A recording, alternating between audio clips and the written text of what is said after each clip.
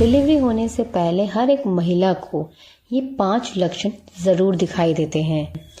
9 महीने के इंतजार के बाद नन्हा मेहमान घर आने वाला है, इस बात की खुशी, साथ ही इस बात का हल्का सा एक डर भी होता है कि डिलीवरी कैसी होगी, डिलीवरी कब होगी। तो एक महिला बहुत सा डरी हुई भी होती है, घबराई हुई भी होती है, और साथ ही उन्हें एक खुशी भी होती है अपने बच्चे से मिलने की। तो आइए अपनी वीडियो को हम फटाफट से शुरू करते हैं। नंबर 1, बच्चे की हेड डाउन पोजीशन। बच्चे की हेड डाउन पोजीशन डिलीवरी के लिए सबसे ज्यादा जरूरी होती है। जब बच्चा हेड डाउन पोजीशन ले लेता है तो उसके बाद डिलीवरी बहुत ही जल्द, बहुत ही आसानी से हो जाती है, और ये नॉर्मल डिलीवरी के लिए बहुत जरूरी भी होता है।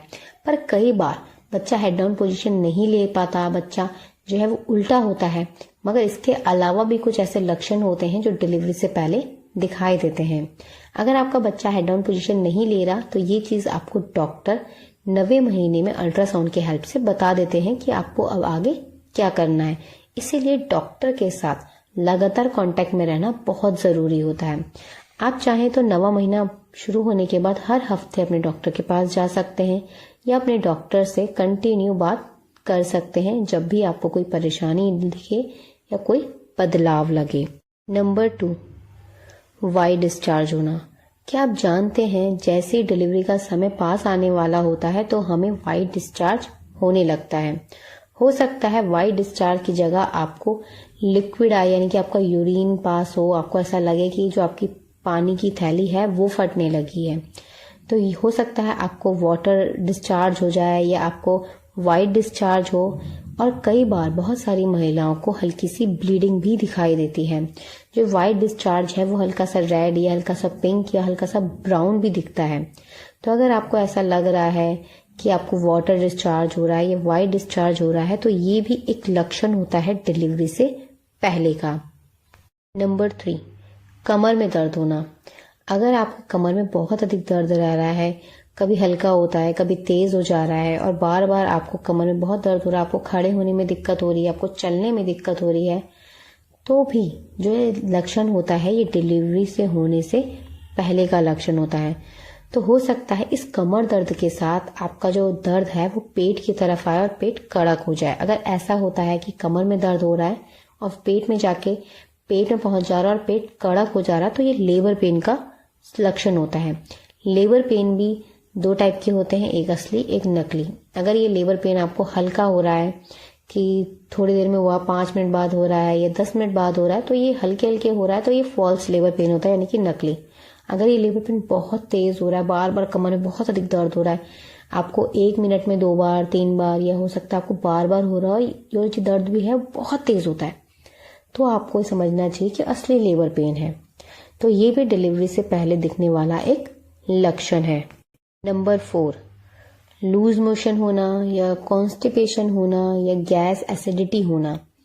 अगर आपको ऐसी चीजें हो रही हैं और हो सकता है आपको आपच हो जा रहा हो या आपको कब्ज सी महसूस हो रही, खट्टी डकारें आ रही हो, तो ये भी डिलीवरी से पहले दिखने वाला एक लक्षण है। अक्सर महिलाओं को डिलीवरी से पहले कॉन्स्टिपेशन की प्रॉब्लम ज्यादा हो जाती है, खट्टी डकारें आती हैं या लूज मोशन हो जाता है या एसिडिटी या गैस की प्रॉब्लम हो जाती है, तो ये भी डिलीवरी से पहले होने वाला एक लक्षण होता है। नंबर 5, सांस लेने में तकलीफ होना। क्या आप जानते हैं डिलीवरी का समय जब पास आने वाला होता है तो हमें सांस लेने में परेशानी होती है, बहुत भारी लगती है हमें सांसें, और हमारा जो घबराहट होती है वो बढ़ जाती है, बेचैनी जैसी बढ़ जाती है। अगर आपको ऐसा कुछ फील होता है तो ये भी डिलीवरी से पहले दिखने वाला एक लक्षण होता है। क्या आप जानते हैं एक महिला को ये लक्षण जब दिखाई देते हैं तो उन्हें कभी भी देरी नहीं करनी चाहिए, उन्हें तुरंत डॉक्टर के पास जाना चाहिए, डॉक्टर से बात करनी चाहिए। कभी भी ऐसे समय पर देरी नहीं करनी चाहिए। और 9वां महीना जब आपका शुरू होता है तो एक महिला को कभी भी अकेले नहीं रहना चाहिए, उन्हें किसी ना किसी को अपने साथ जरूर रखना चाहिए। साथ ही साथ डिलीवरी से पहले लक्षण क्या दिखते हैं और हमें क्या चीजें करनी चाहिए, इन चीजों की जानकारी आपको डॉक्टर से भी पहले से ही लिख कर रखनी चाहिए या पूछ कर रखनी चाहिए, ताकि अगर आपको ऐसे लक्षण दिखाई दे तो आप डरे ना, घबराएं ना और आप देरी ना करें डॉक्टर के पास जाने में। नंबर 6, कई बार आपको बार बार ऐसा लगता है कि आपको स्टूल आ रहा है, यानी कि आपको बार बार पॉटी आ रही है और आती नहीं है। अगर ऐसा भी आपको बार बार लग रहा है कि बार बार आप वॉशरूम जा रहे हैं पर कुछ आ नहीं रहा है, तो ये भी एक लक्षण होता है जो डिलीवरी से पहले दिखाई देता है। साथ ही अगर आपको ये सारे लक्षण दिखाई देते हैं और आपको चलने में तकलीफ हो रही है, जैसे कई बार कहा जाता है कि डिलीवरी का समय पास आने पर एक महिला को बहुत ज़्यादा वॉक करनी चाहिए, मगर अगर आपसे वॉक नहीं की जा रही, आप चल नहीं पा रहे हैं, तो आपको ज़बरदस्ती चलना नहीं है, अपने आप को थकाना नहीं है या अपने आप को बहुत अधिक परेशान नहीं करना। ऐसे लक्षण दिखने पर तुरंत डॉक्टर के पास जाएं, डॉक्टर से बात करें। इन लक्षणों के दिखने के बाद हो सकता है आपकी डिलीवरी 1 दिन बाद, 2 दिन बाद या 1 हफ्ते के अंदर अंदर हो जाए। क्या आप जानते हैं जो डिलीवरी डेट डॉक्टर हमें देते हैं, कई बार जो डिलीवरियां हैं उससे 1 हफ्ते पहले, 2 हफ्ते पहले भी हो जाती है और कई बार उसके 1 हफ्ते बाद या 2 हफ्ते बाद भी हो जाती है। तो आपको डरना नहीं है, घबराना नहीं है, शांत रहना है और अपने डॉक्टर से लगातार बातें करते रहनी है। डिलीवरी बैग ज़रूर तैयार करके रखें। इसी के साथ आपके शरीर में पानी की कमी ना हो, इस बात का भी आपको ध्यान रखना है।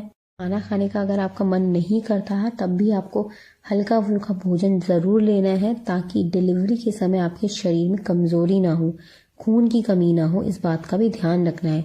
अक्सर महिलाओं को डिलीवरी के समय खून की कमी की परेशानी हो जाती है या उनके शरीर में कमज़ोरी हो जाती है, जिसकी वजह से वो पुश नहीं कर पाती, थक जाती हैं जल्दी से और डिलीवरी में अधिक समय लगता है। कई बार अधिक समय लगने पर नॉर्मल डिलीवरी के चांस होते हुए भी डॉक्टरों को मजबूरन सिजेरियन करना पड़ता है, क्योंकि अगर माँ ज़्यादा थक जाए और बहुत अधिक देर तक बच्चा अंदर रह जाए तो इससे माँ और शिशु दोनों को ही खतरा होता है। अगर आपके शरीर में कमज़ोरी है, पानी की कमी है, तो यही पानी की कमी बच्चे के चारों ओर जो एमनियोटिक फ्लूइड होता है उसमें भी हो जाती है। इसीलिए आपको ध्यान रखना होगा आपके शरीर में पानी की कमी ना, आपके शरीर में कमज़ोरी ना हो। इसके लिए आपको हल्का फुल्का डाइट ज़रूर लेनी है, मगर आपको भूखे नहीं रहना है। घी आप ज़रूर शामिल कीजिए अपनी डाइट में, खजूर, ड्राई फ्रूट्स, दूध, आप दलिया ले सकते हैं। हल्का फुल्का भोजन लें, मगर खाना ज़रूर लें। साथ ही आप घी, लड्डू, हलवा, ये चीज़ें भी खा सकते हैं, इससे आपको स्ट्रेंथ मिलती है। इससे जुड़े कोई भी सवाल या सुझाव हो तो कमेंट करके ज़रूर लिखिएगा। हमारी वीडियो को पूरा देखने के लिए आप सभी का धन्यवाद। वीडियो पसंद आई हो तो लाइक कर अपने दोस्तों के साथ शेयर ज़रूर कीजिएगा। अगर आप हमें फेसबुक पर देख रहे हैं तो प्लीज़ हमें फॉलो ज़रूर कीजिएगा। अगर आप हमें यूट्यूब पर देख रहे हैं तो सब्सक्राइब कर बेल आइकन ज़रूर प्रेस कीजिएगा। मिलते हैं आपसे नेक्स्ट वीडियो में, तब तक के लिए अपना ध्यान रखिएगा। धन्यवाद, नमस्कार।